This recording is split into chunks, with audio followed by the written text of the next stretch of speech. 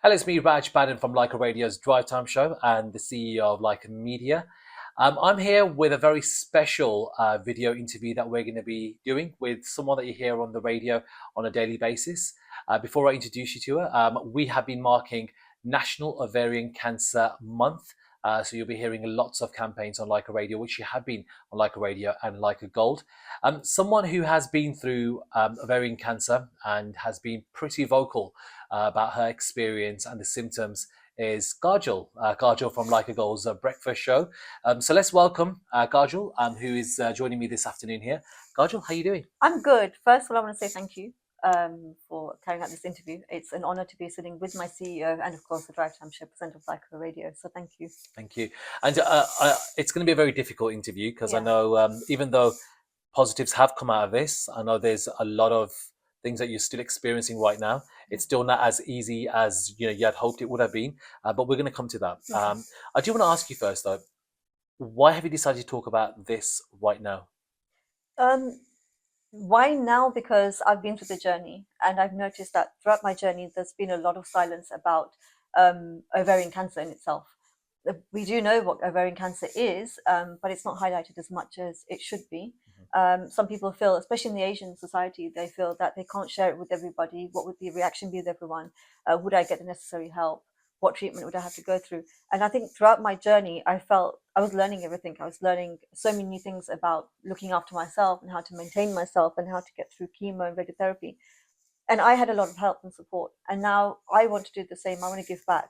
I want to help those who may be suffering in silence or may have some invisible symptoms of ovarian cancer and they've just not gone to get their smear test done.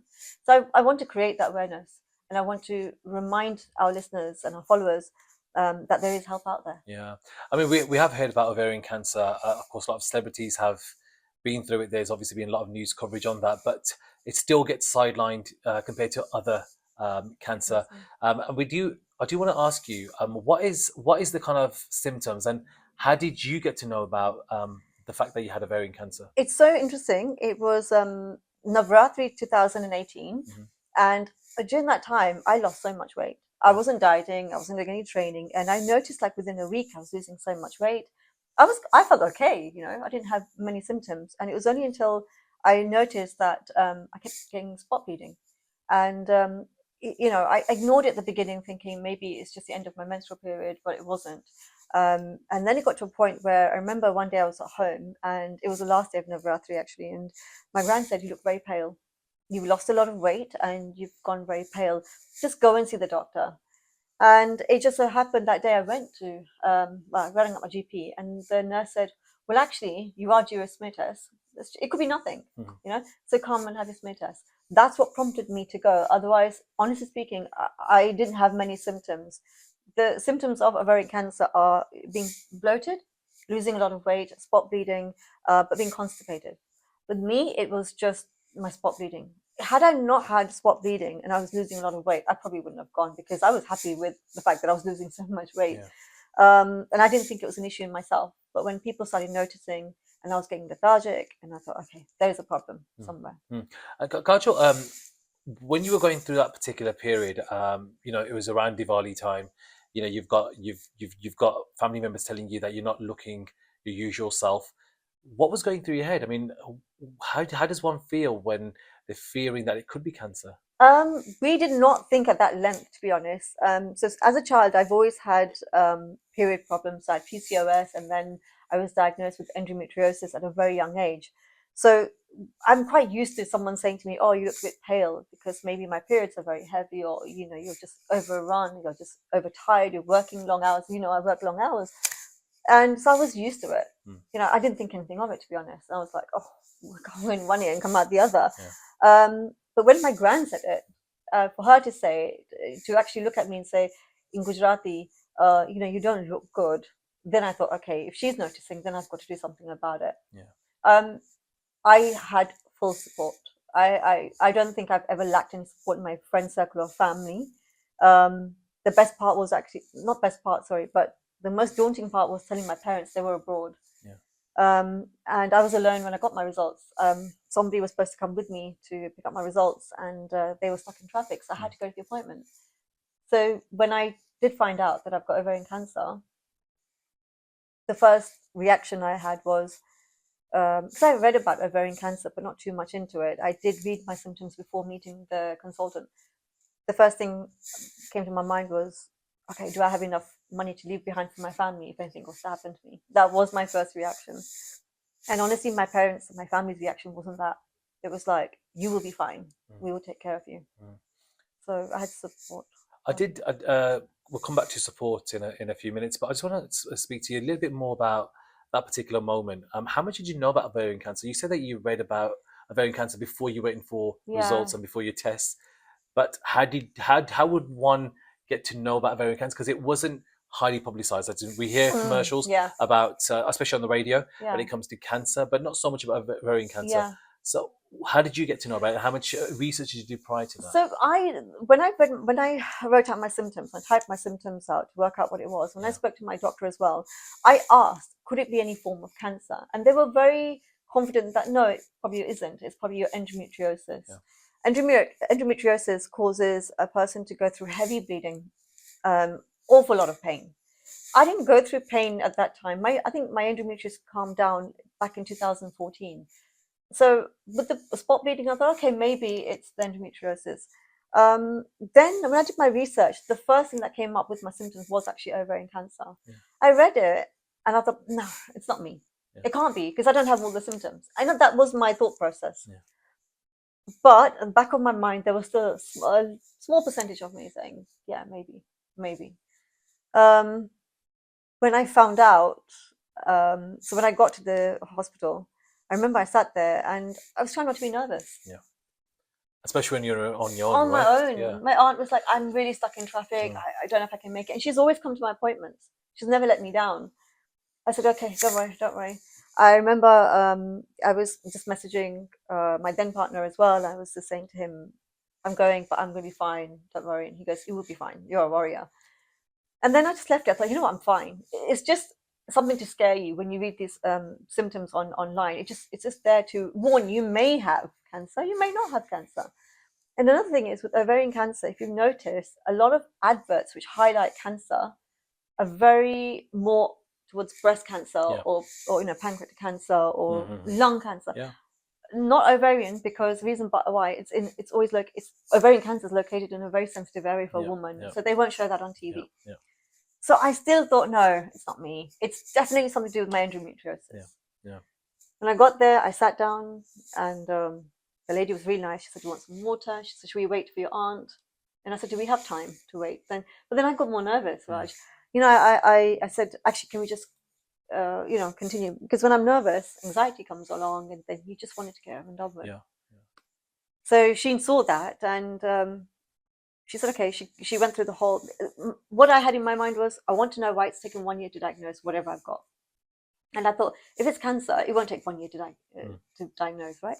So she started taking out paperwork, telling me about all my other smear tests I had done, and here's me getting so impatient. And then suddenly she opened the last page and she said to me, "Okay, there's nothing to worry about. We're here to support you, but you do have ovarian cancer." So I was numb. I was so numb. And at this point, I was feeling hot and hot flushes, and my heart was racing. And sitting there alone, I think that's the first time in my life I actually felt very alone. So I got cold shiver down my spine, but that's exactly how I felt. It's a moment I wouldn't want anyone to go through. Especially on your own. On your own. So in the previous part, we were talking about the symptoms and how it felt when you visited the hospital and they gave you your results, and when they diagnosed the issues that you were facing at the time, and they told you it was ovarian cancer. I do want to ask you, just prior to that, you said that the nurse had said that they will support you. What kind of support were you expecting, and what kind of support did you get? I was expecting, and actually I did get what I was expecting. I was expecting to have a consultant who I could turn to every time I had a new symptom arise, or some form of pain, or if I was still unsure about things. So I was expecting an operation straight away and treatment straight away. I was expecting all of that. What I got, I had a specialist nurse who I'm still in contact with. So there are two specialist nurses who I can contact any time of the day via email or phone. I had two surgeons, one who I actually now am in contact with on a regular basis, other one for a very short period. So I had that support via phone. I know I can pick up the phone and call.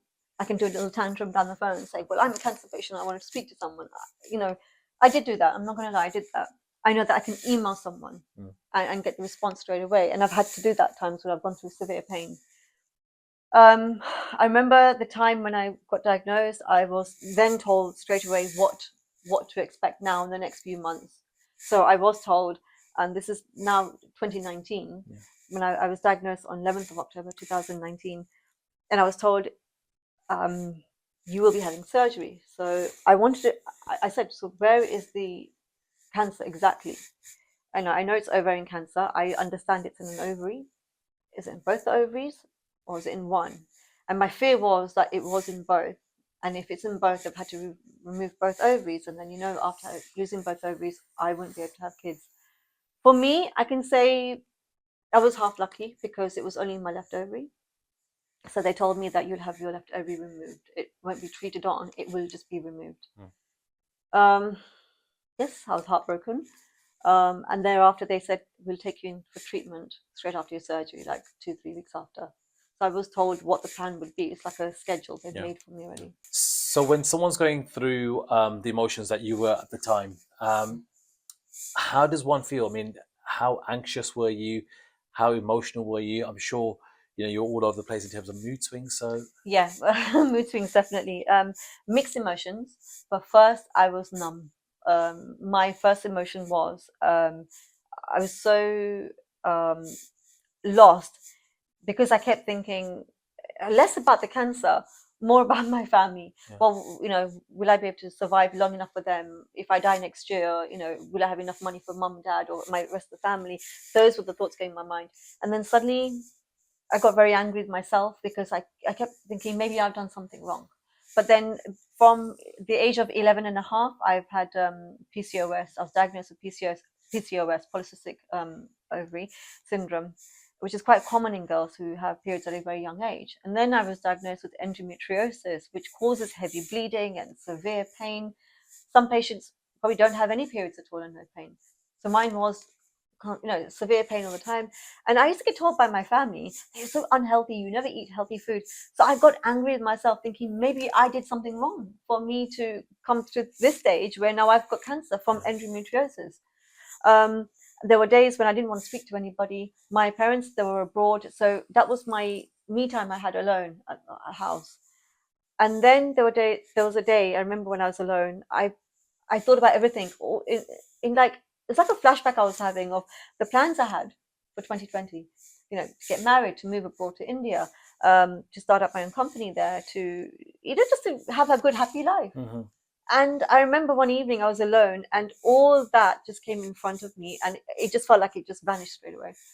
And I broke down crying. I wanted some form of answer. Why me? Did you feel a sense of anger at the time? And who was the anger kind of? The anger was only on me. I only blame myself. Anything I do in life, I never try to blame anyone but myself. It's my own actions. And at this point, I felt this is my own actions.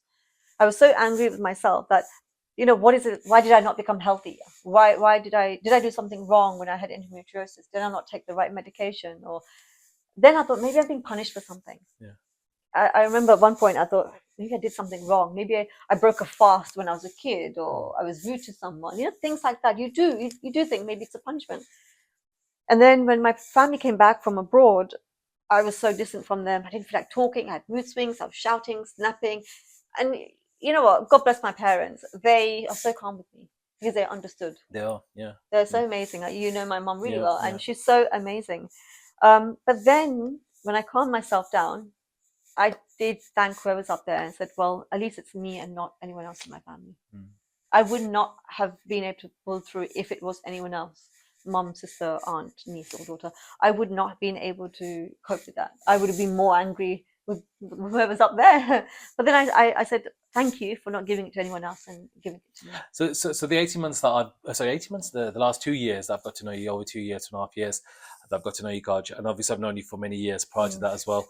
One thing about you is that you are always about, as long as it's not anyone else, it's me, it's fine, I'll deal with it, which is such an amazing attribute to have. But obviously, it's not. This is something that, of course, family and friends are all thinking, why Kaj? Why is she going through so much suffering? But I want to talk to you about how you switched off from what you were dealing with in your personal life and going back on the radio. That's the big step. Yeah. But how did you have that? How did you find that transition? In fact, I still go through it every day. Today was a fine example. It happened this morning. So as you know, I wake up at 4 and I love it. I absolutely love waking up at 4, and I tell you why. And it's been since I was a kid, right? I used to love waking up. So in the morning, knowing that I'm one of the first people in the UK to watch the sun rise and enjoy and drive to work with no traffic, I feel like, okay, I can do this. It's another day. And I always thank God that you've given me another day to live. So, at the beginning, I'm getting ready to come in, and it's when I get into the car and I pray. So I was doing my prayers in the car, and I tell myself, I'm fine. I'm fine. It's going to be a great show. I'm going to be fine today.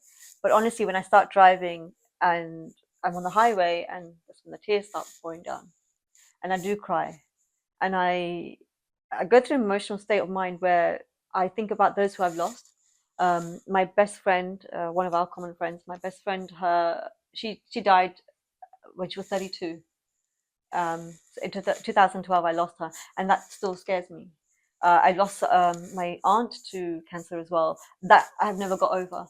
So when I'm driving, I keep thinking to myself, that could be me next. Yeah. And I shouldn't think like that. I shouldn't. But I'm driving, and I'm crying, and I'm trying to keep myself better. I'm saying, no, I'm fine. I have that. I had it today as well. But when I get to the car park and I'm walking up those stairs and looking at the studio, grab my hot chocolate and I sit down and I look at those headphones, I look at that deck we have, see what song's being played, look at the time, 6:02. It's a different Kajal altogether. Yeah, true. So what I would definitely say, and I think you'll agree with me, it's the support of our listeners who distract those negative thoughts of mine. They keep me going. 4 hours of interacting with them, 4 hours of entertaining them, 4 hours of playing whatever great music we play, retro music, classics, the Mukeshes, the Muhammad Rafis, whatever. They are, that for me is my me time and the listener time. So what we say as broadcasters is that we come to your house on a daily basis or on a weekly basis, whatever it is.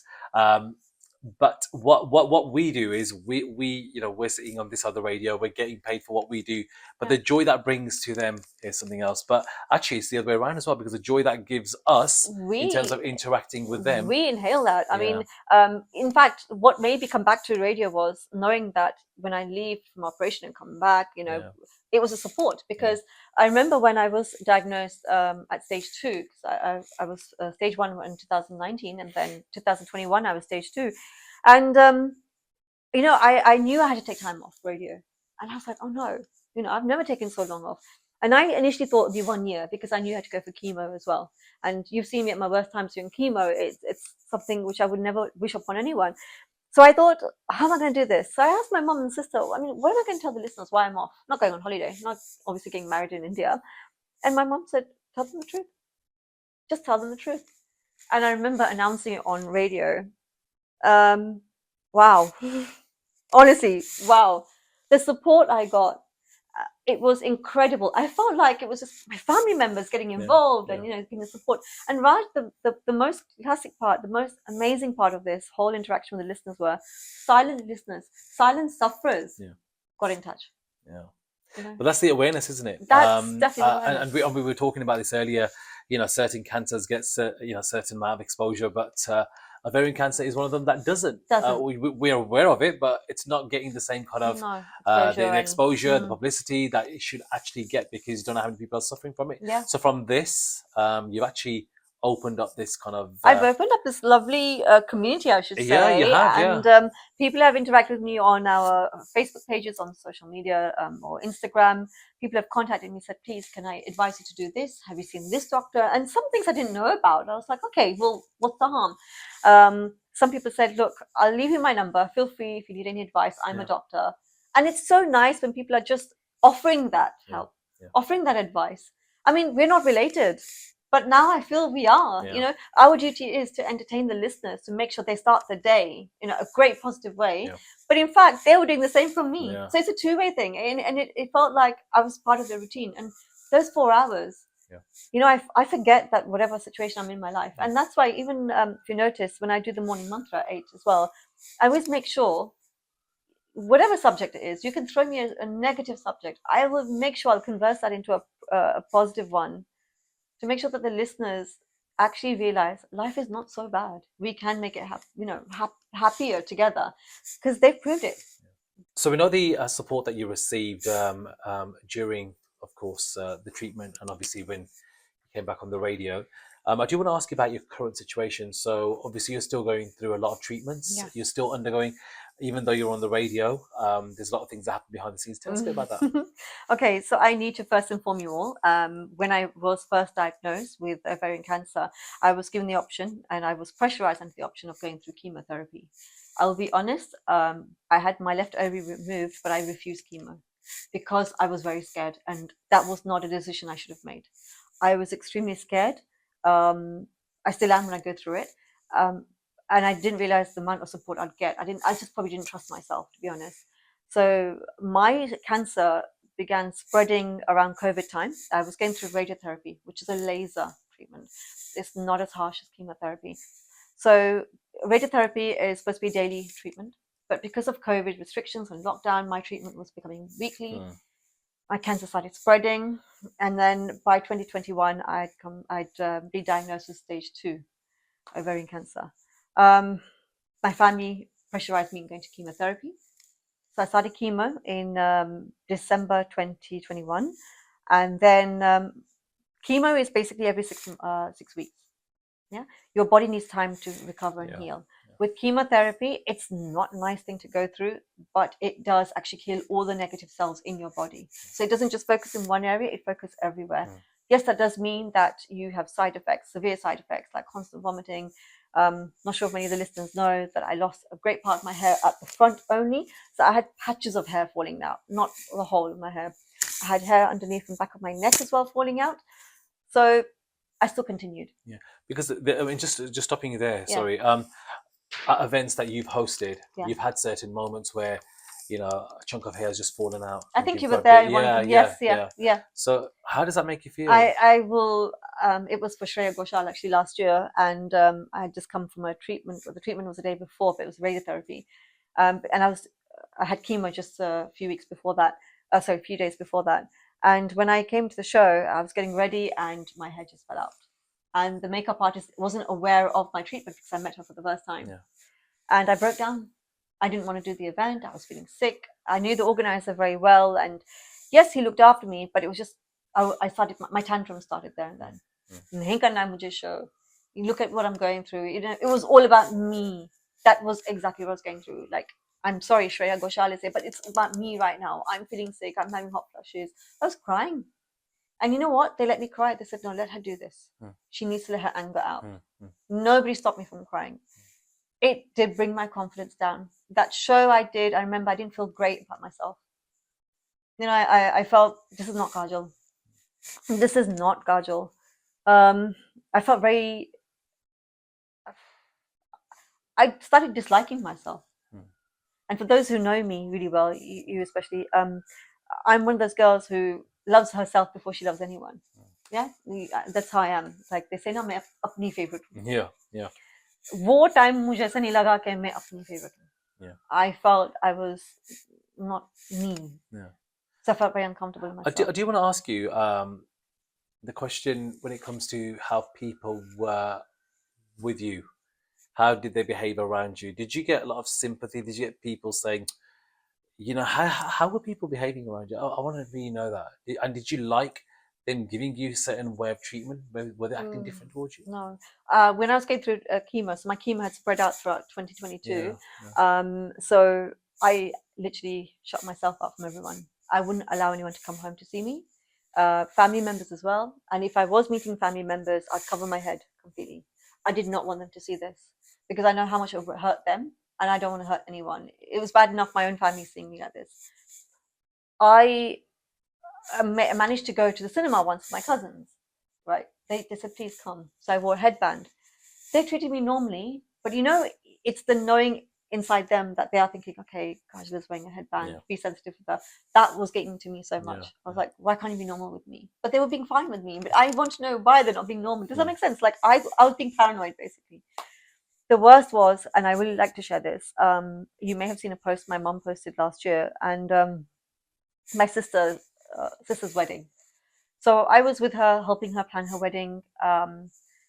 Unfortunately, the cancer was still spreading, and it was reaching to my stomach.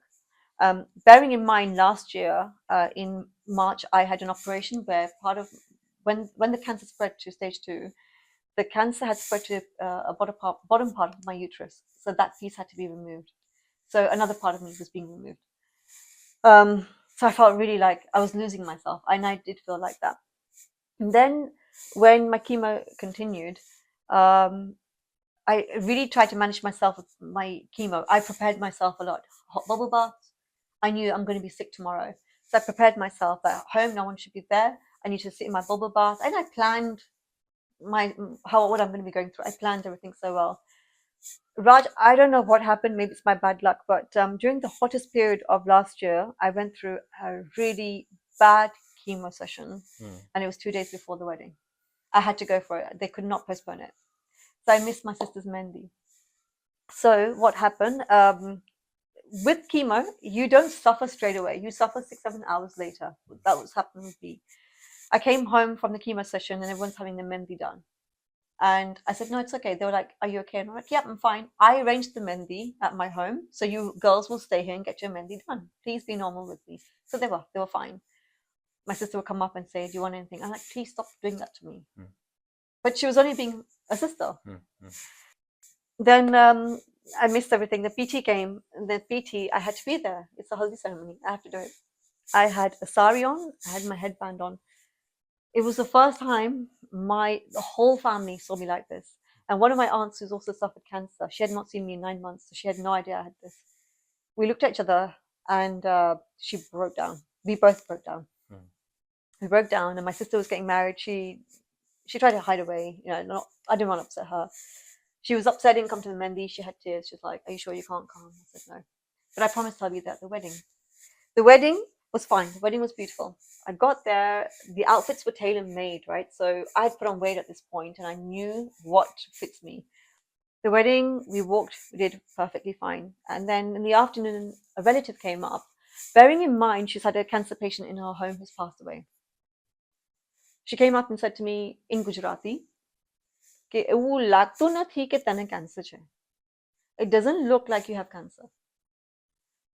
And I looked at her and I said, can you explain what does a cancer patient look like? What are they supposed to look like? And then she goes, And my sister was there. She was standing there. She goes, come on, let's go and eat.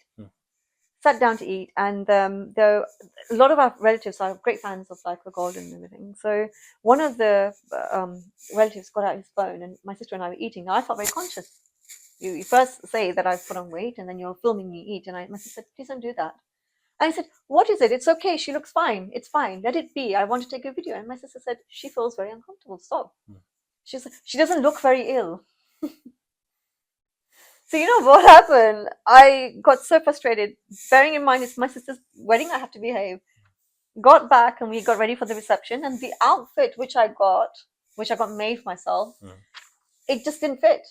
Bearing in mind I only had chemo 2 days ago, and I put on weight in that 2 days. Oh my gosh, Raj!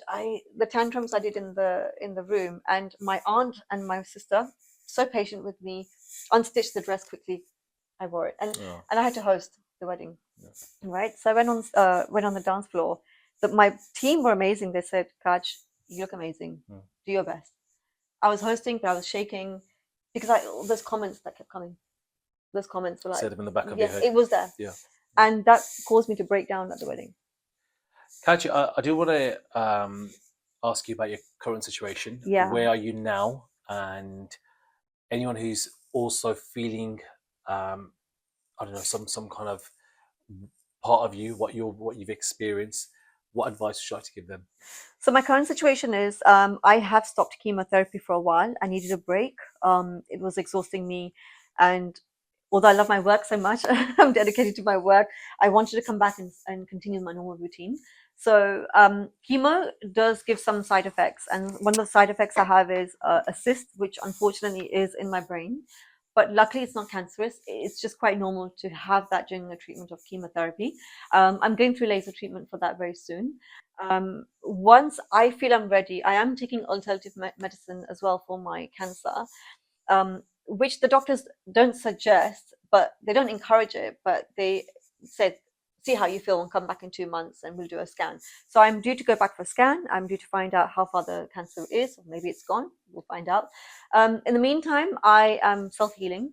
I do a lot of self-healing. I'm getting on my life, but what I am doing for cancer purposes, I'm actually creating awareness for ovarian cancer for the general public, for my followers, for Lyca Gold listeners.